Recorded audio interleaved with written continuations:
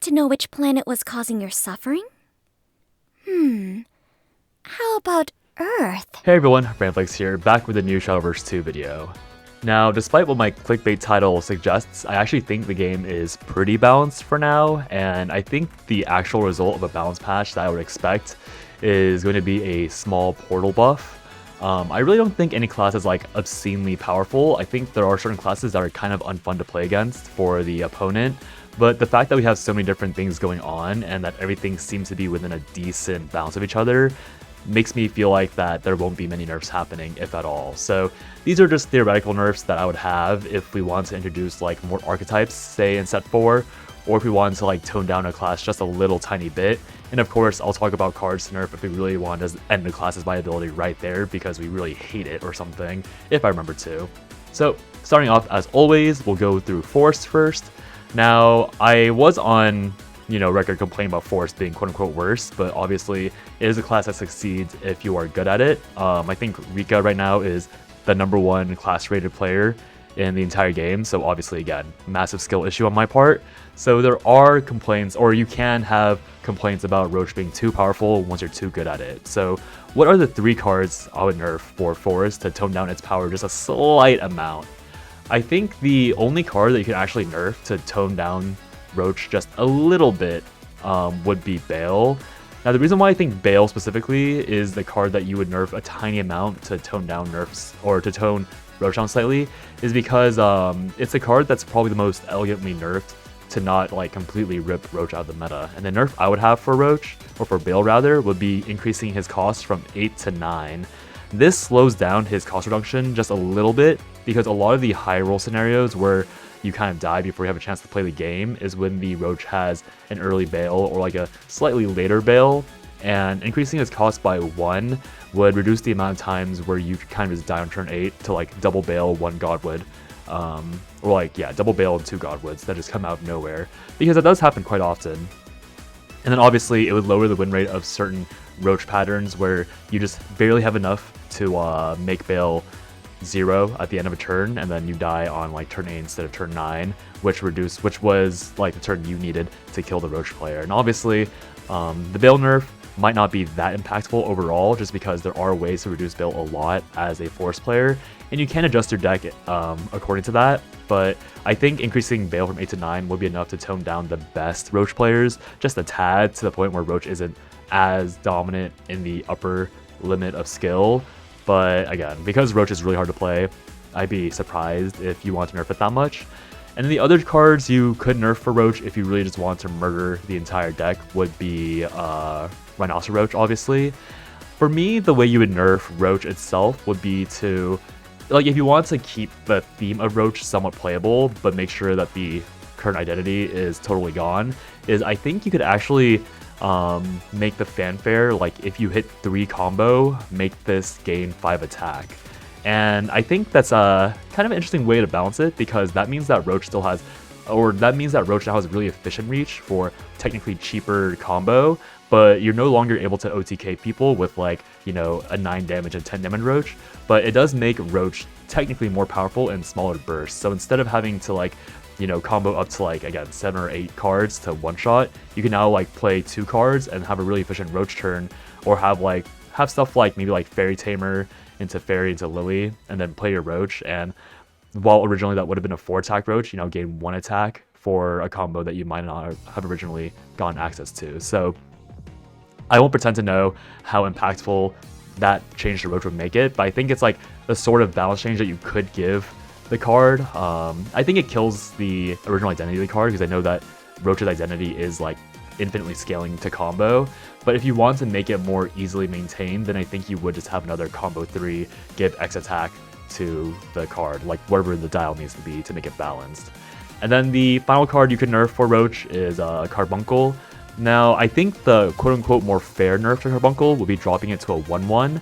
Dropping it to a 1-1 does make the deck a lot worse, because there are a lot of 5 attack wards that exist, and making it a 4 attack minion means that you no longer meet that threshold against stuff like Kuwan's minion, or like Kuwan's taunt minion. It doesn't meet the threshold versus stuff like I actually don't know how many 5 attack wards are now that I'm thinking about it. There are plenty of 4 attack wards, and obviously stuff like Wardhaven has a lot of things that like go up to 6 health a lot of the time when you buff it a bit. So you can make Carbuncle slightly worse and require Roach to spend a bit more resources on killing the taunt target, like with a fairy or using Karen to buff the Roach or a Carbuncle instead, and that would lower the win rate a little bit. But again, it would be a nerf that would make the top players perform slightly worse or even a lot worse because of how often maybe that would be impactful. But then for everyone like at my skill level or just like a little better, they would really feel that because we do rely on Carbuncle being a fairly high attack minion to get through a lot of wards in order to get that one ping to get that lethal. So those are my recommendations for, or those are my, I guess, proposed Roach nerfs, because I think all the other cards that are in Forest for Roach are very fair. Like stuff like May, you could nerf May down to a 2 damage, but I think that affects Roach's early game way too much and actually impacts a lot of other Roach decks that you could have. May is a really strong card for early tempo, but very often it's not the early tempo that forces a Roach player or even a Forest player to win. That early tempo like results in a win very rarely, because you get like sometimes you get to have more presence on the board early game because May kills a 3 health minion really early on. But the main reason why Roach is winning is because of these other minions, and nerfing a card like May would just feel bad for the Roach player. Now the next craft we can talk about is going to be Sword. Sword, I think, actually is kind of hard to nerf just because a lot of its cards are really powerful individually. So the 4 cards I have in mind that you could nerf would all be like slight adjustments. And I know that Sword is a class that has to be easy to play because it is like the quote-unquote straightforward deck and craft to... it needs to be straightforward, right, to be piloted by most players. So for me, I think the easiest thing to nerf would probably end up being Zirconia. Zirconia as a card has been pretty problematic. I do believe that Zirconia is actually the reason why so many crafts in the game have such a strong AoE card, like around turn 4 and turn 5, or like at the 4 and 5 mana mark, because Zirconia demanded side games to print cards that were able to kill Zirconia, or else you just lose the game. And I'm sure we all know that feeling, whether you're the one playing Zirconia and your opponent doesn't have a response, so they just immediately top left, or if you're on the receiving end where you didn't draw your response to Zirconia, so you just kind of lose. Zirconia is really, you know, I think nerfing her would simultaneously be like really impactful for the Sword players because Zirconia isn't actually that great if there's a response, but because she is so impactful to be played, like you could maybe tone her down to a 3-3 and just see where that goes. I think toning her down to a 3-3 would make some of her trades a lot worse because she does end up trading into like 5 attack minions later on in the game pretty often.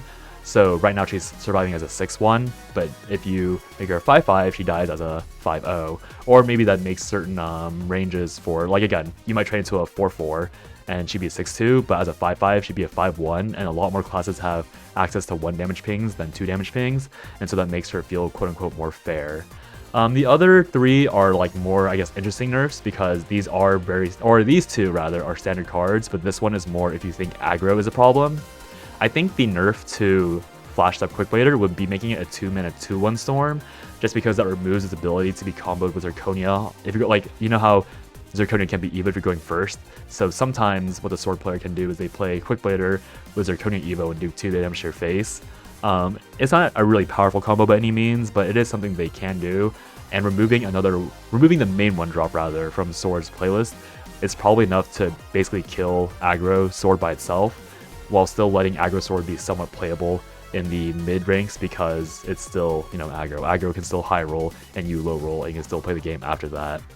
Luminous Lance Trooper, I think you could also argue, could do with a nerf to reduce Sword's overall power by a good amount. You can make this so that it's a 1-1 and then it spawns obviously the 1-1 Knight. And reducing this from a 1-2 to a 1-1 would really hurt Sword because the second point of HP really is what determines a lot of trades early on, because there are so many minions that exist where they have only 1 attack, so they can't clear Luminous Lance Trooper.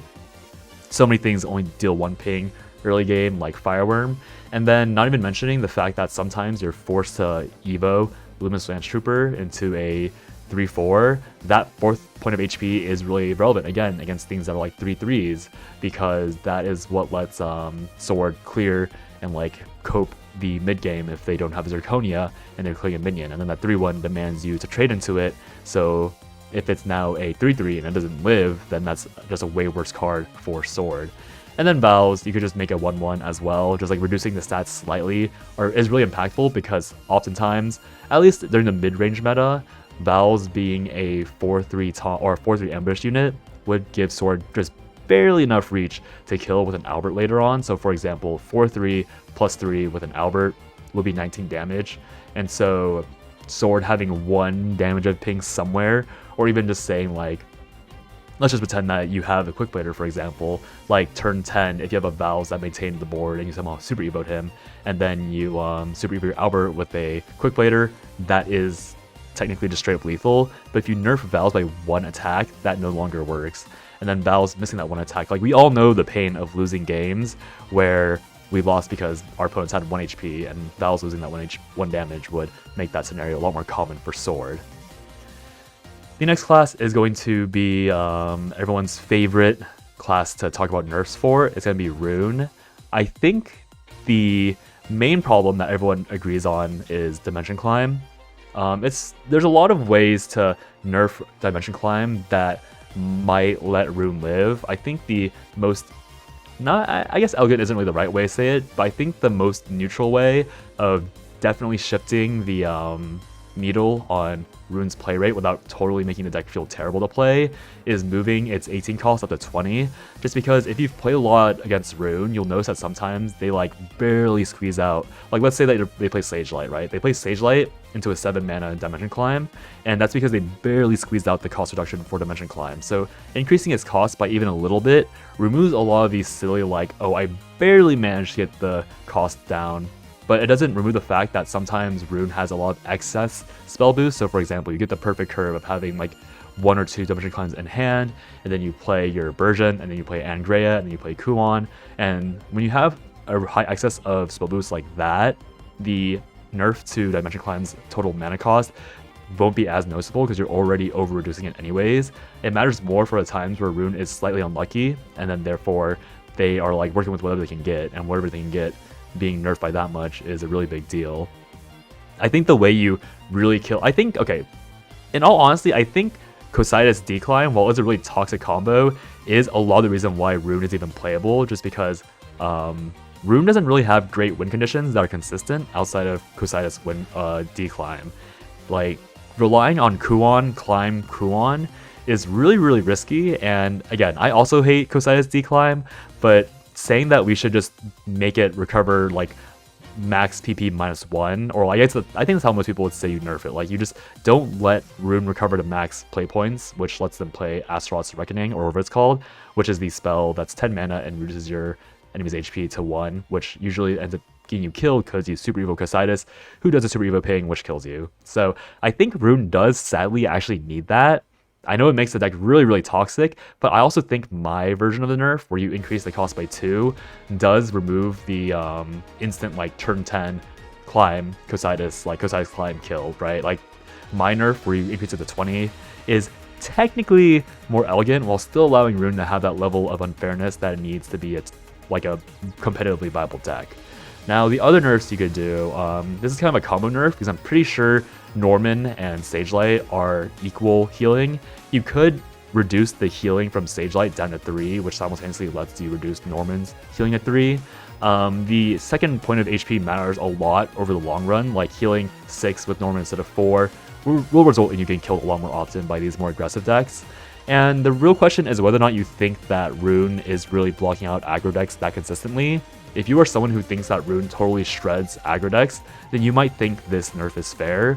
But I really feel like aggro decks do beat Rune enough. Like, I think it's very close to even. Like, any aggro deck that's meta versus Rune, I think Rune actually does struggle a good amount into it. But the other big reason why I think this nerf is actually potentially fair despite all that is because of the addition of Gildan Elise.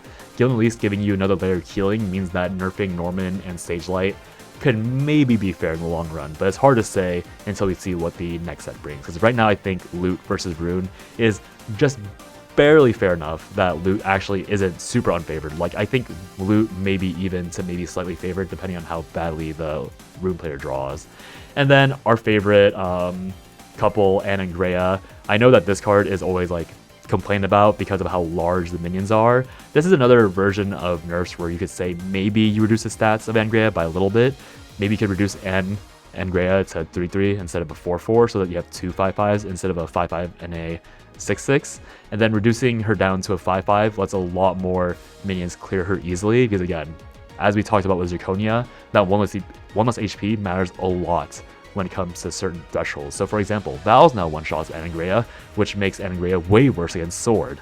Having like 1 damage pings or 2 damage pings finally reach into killing Angrea is also really impactful, because again, you have to spend just slightly less resources, or you're no longer punished for not having the extra damage to kill it.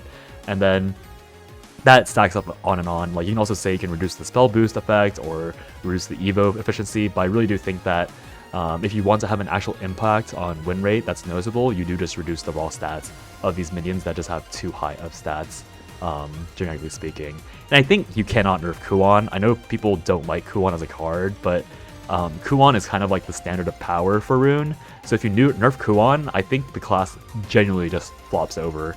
Like, even if you reduce Kuon to a 2/2, like, again, like, you can do that, but I think the only issue with nerfing Kuon to a 2/2 is that I don't know if that's actually even that impactful, because the main reason why Kuon's unfair is due to the Shikigamis. So to actually have an impactful Kuon nerf, you would have to nerf the Shikigamis, and if you nerf those, then the deck is just really bad, because again, while it is top tier, and it has been top tier, it's not even that much better than every other deck by such a large margin. It's just really annoying to play against, because we played against it for so long. The next deck we're going to talk about is going to be, I think, Dragon, right? Yeah, Dragon. So Dragon is a deck that doesn't really have many nerf targets. It's not necessarily consistently unfair, and so the only cards out of nerfing, or that you could probably nerf, would be cards that have the unfair aspect. So the first one is obviously Forte. Forte having Intimidate is pretty annoying, because what happens is that a lot of Dragon's cheese wins is just Forte slamming onto the ground, and you're like, great, I can't even kill it. And then they play the second Forte, and then you die to 2 to like the 7 damage hit, and then the combined 14 damage hit from the next turn. So I think the only way you could elegantly nerf Forte is buffing her attack, like buffing her raw stats up to like a 6/4, and then just removing Intimidate entirely. So that way, she is still like a really, really threatening Storm, but because you increase her base stats by so much, the Intimidate, I mean, obviously she'll be cleared way more often, but your opponents will have to use real resources to clear Intimidate instead of just like a small light ping that can happen to Forte as is. Now, that being said, if you increase, so like, let's say, for example, you increase Forte up to a 6/4, and then when you evo her, she becomes an 8/6, obviously, which is really powerful.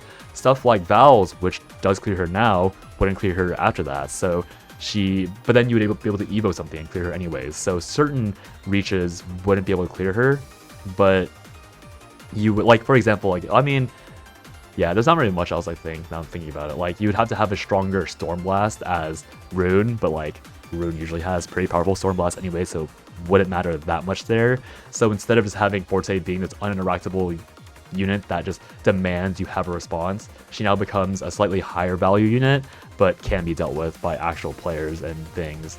And then Genesis Dragon, I think you would tone down. You can maybe change it to like an 8/11, because right now, I mean, I don't even think this is that toxic, to be fair. It's a very high roll scenario where you play Benny into double Genesis Dragon, and then what happens is that if you have an Evo left over, double Genesis Dragon is an OTK, because you have a 9+9+2 or 3 with Super Evo or Evo. So because my suggested nerf, or again, it's probably not even necessary, but if you want to remove that toxic OTK combo, which again requires a high roll, so I know that's not actually that big of a deal, you just reduce its attack by 1 and then give it as much defense you want in return. Because if you reduce it down to an 8 or like an 8/12, for example, that's only 16 damage with 2 of them, and then that totally prevents you from OTKing somebody even with a Super Evo, because you no longer have the full 20 threshold to cross over.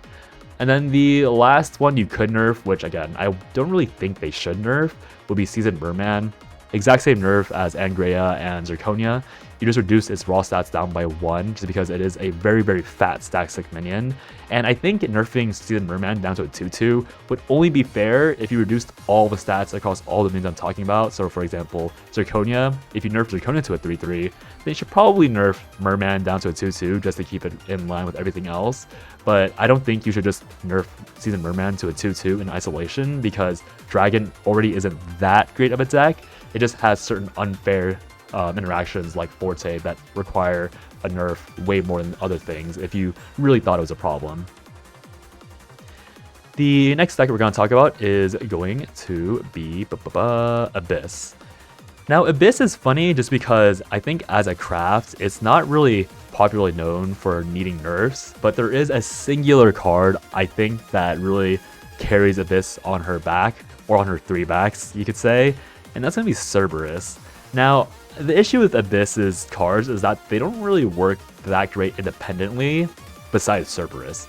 Every single Abyss deck that is really good works because they all build off of each other's backs and create this like slow, ever-growing like momentum building monster. But Cerberus is the sole card that you put into every single Abyss deck because she is that powerful. And again, the question becomes like, how would you nerf Cerberus to the point where she is still that ubiquitous power card for Abyss, but doesn't just like steamroll games and you draw her on tempo again, and then another copy, and then another copy, which is often what the quote-unquote problem is with Cerberus.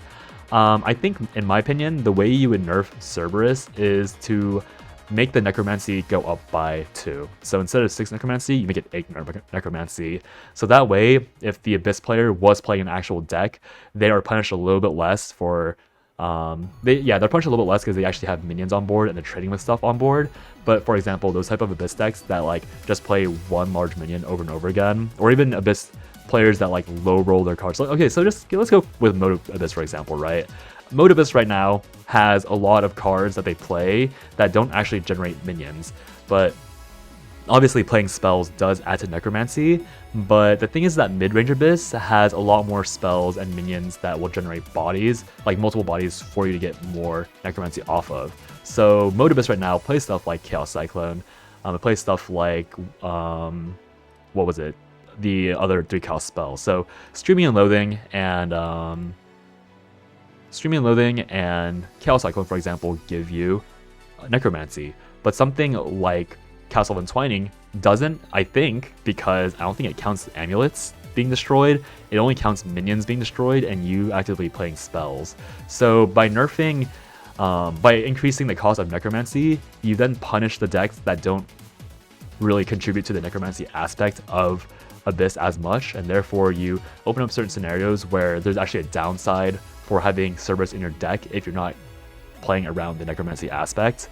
And if you are playing into like mid-range Abyss and like those standard minion types where you do go very wide and you do play a lot of minions for Necromancy to be fueled off of it, then you're not punished as much unless you really low rolled because you always have enough Necromancy.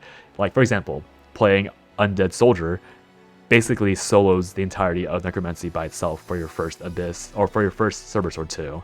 So I think that is probably the most elegant way of nerfing that I think would cause at least some gameplay and deck development from Abyss players. And if you do increase the Necromancy enough to the point where less minion heavy decks like Mode Abyss would actually have to sub out Cerberus, you can then like fix that problem by just printing more Mode Abyss cards later on, and then mitigating the fact that Cerberus was nerfed by having like a slightly worse version of her, because again, we're not trying to repower creep those cards up to like Cerberus power level, because what was the point of nerfing Cerberus? Again, no real point in nerfing anything else from Abyss because it is just like a slow accumulation of cards that you play over and over again, whereas Cerberus is just that like super high power card that Abyss has that will always be in every Abyss deck that will really make a game really stressful for anyone that's playing against Abyss. The next deck we're going to go over is going to be Haven. Now Haven is probably a deck that wasn't even close contention for nerf targets until this current set, so I think it's a bit lame to ask for nerfs to the current expansion, so we won't have that here. I think the main way you make Haven like noticeably worse is the first Hers consistency, so that's what Serene Sanctuary is going to be. Instead of cooldown 3, I would say cooldown 4 would be enough to really... I guess it's a feels bad nerf, so I don't even think you should be nerfing it this way. But by making it a cooldown 4, a turn 1 Serene Sanctuary is way worse, because right now, if you play turn 1 Sanctuary, and then turn 2 you have no play, or like let's say turn 1 you play Serene Sanctuary, and then turn 2 you click it, you draw it on the next turn. But if you were to make it cooldown 4, that Haven player now has to click on Serene Sanctuary a third time to draw that last card, which then makes it equivalent to something like Seraphic Tidings. Now that is again way worse for consistency, and it is a feels bad nerf because it's less fun to get your draw engine later. So the actual nerf that I would suggest, which is probably very popular against or for anyone that's playing against Cresthaven, is to just make maddening Venison more, I guess, like back to where it was the last set. Because right now, if you don't know, maddening Venison in Cresthaven is very often played as just a generic 2 mana heal 10. There's a crest where after 2 turns you would undo the heal you did from maddening Venison, but because Cresthaven very often has 5 total crests, what ends up happening is that maddening Venison is just straight up a heal 10 without the downside. So there are kind of 2 ways to go around this. If you want to make maddening Venison always have its downside, you just move restore 10 HP down to the crest itself. So then what happens is that the crest itself can just say restore 10 HP to your heal to your leader. And then because it's on the crest itself, that means that if the crest shatters from having max crests, then it just doesn't work. So that feels bad again because that means you're playing a 2 mana card that could just not have an effect, period. But that would technically be the easiest way of balancing it.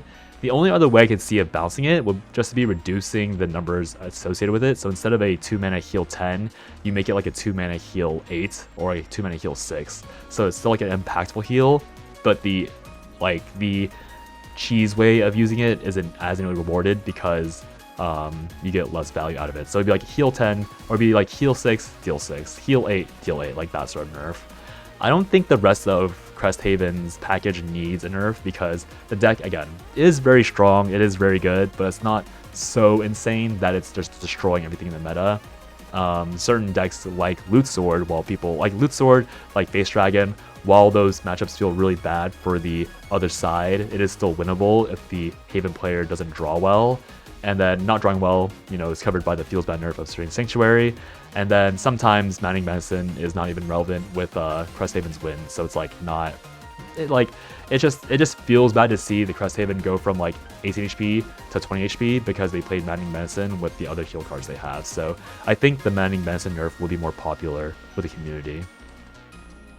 And then the last craft that we will need to talk about nerfs for is a craft that doesn't even need nerfs, unless there's a rogue deck that like exists that's actually insanely powerful that no one has found because everyone's playing eggs. The 2 cards I think that you would nerf for this deck, it could only be, in my opinion, Lovestruck Puppeteer and Sylvia. And again, I don't even think Puppet or Portal needs nerfs, but I think if you were to nerf the nerf cards, it would be these 2 cards. Now, Lovestruck Puppeteer is on the nerf list because this is just like one of the best 2-drops in the game, I think, because obviously puppets are a 0 mana card, so you can play Lovestruck Puppeteer, and then very often, if you guys have played set 1, set 2, when the board actually mattered way more, the amount of Lovestruck Puppeteers in your opponent's early hand will basically determine how much free damage you took from the Lovestruck Puppeteer swinging to your face over and over again, at least 2 times, until you had the Evo to respond to it.